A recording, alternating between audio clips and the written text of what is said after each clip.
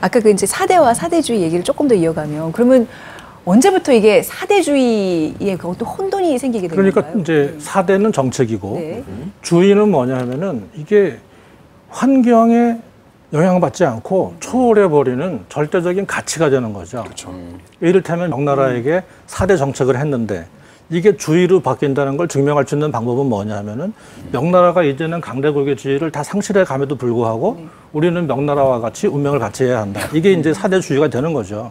일종의 보면은 15세기 때까지만 해도 조선의 위정자들은 좀 현실적인 사대 정책을 추구했어요. 자신들의 과거 경험을 보면 고려 시대가 좋은 예인데 우리가 그 조공책봉 관계를 맺은 거대한 제국이 한 100년 조금 지나면 망했어요. 명이 등장한 게 14세기 후반 들어갈 때인데 그러니까 명도 그러면은 한 100년 지나면 어떻게 될지 모르겠다. 세종대왕이 그런 식입니다. 4대 정성은 지극정성으로 하되 명나라가 언제 망할지도 모른다는 그거를 염두에 두고 계산을 하는 거죠. 그런데 이 명나라가 안 망하는 겁니다. 더군다나 명나라는 한족이 세운 나라고 유교적 중화문명의 담지자예요. 그러니까 예전에 그 북방민족이 세운 나라가 달라요.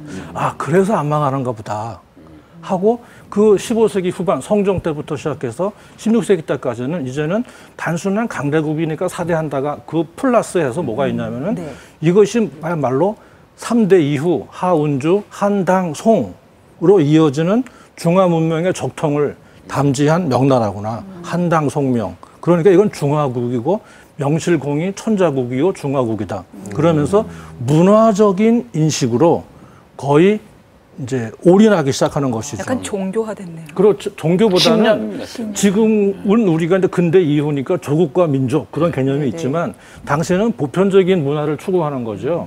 쉽게 우리가 수용하려면은 동시대 유럽 중세 같은 경우에도 이를테면 내가 이제 만약에 당신 누구야? 그러면 나는 캐톨릭이에요. 그렇게 답을 해야 인정받는 거고 또 누구냐 그러는데 나는 프렌치예요. 그럼 혼나는 거죠. 우리가 그 주자학의 꽃을 피우면서 드디어 이제 성리 철학, 주자학을 이해하고 주자학의 우주론, 인성론을 다 이해하면서 문명적으로 이제 강조하는 같이 우리는 소중화가 되었다. 중화, 우리도 중화.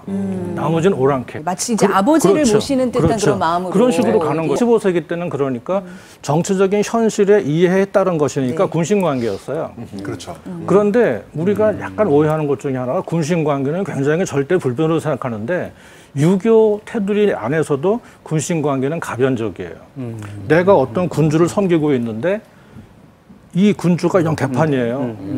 너무 엉망이야. 그러면은 1000명이 떠났구나 생각을 하고 내가 군신관계를 끊고 떠날 수가 있어요. 그런데 16세기 때 가면 어떤 현상이 나오냐 하면은 이제는 그 상투적인 표현이 아니라 정말 명나라 황제 천자는 우리의 부모야. 그래서 명나라를 부모의 나라로 보는 인식이 상당히 편만해지기 시작합니다. 해서 나온 표현이 우리 지금 귀에 익은 군부 친자 관계라는 게 나오죠. 그래서 명나라는 군부의 나라이다. 이거는 군과 부인데 부자 관계가 추가된 거잖아요. 근데 부자 관계는 어떤 차이가 있냐면은 제가 뭐 이런 예를 들어도 될지 모르겠지만 부자 관계는 유교적 범주 안에서 끊을 방법이 없어요. 천륜이에요. 그렇죠. 예를 들어서 아버지가 맨날 술 드시고 들어와서 가정폭력을 하시고 해도 자식의 입장에서는 그 관계를 끊을 수가 없어요. 그렇죠. 근데 그러니까 16세기를 통과하면서 군신 관계에 부자 관계가 추가되었다는 것은 이게 하나의 이데올로기가 되는 거죠.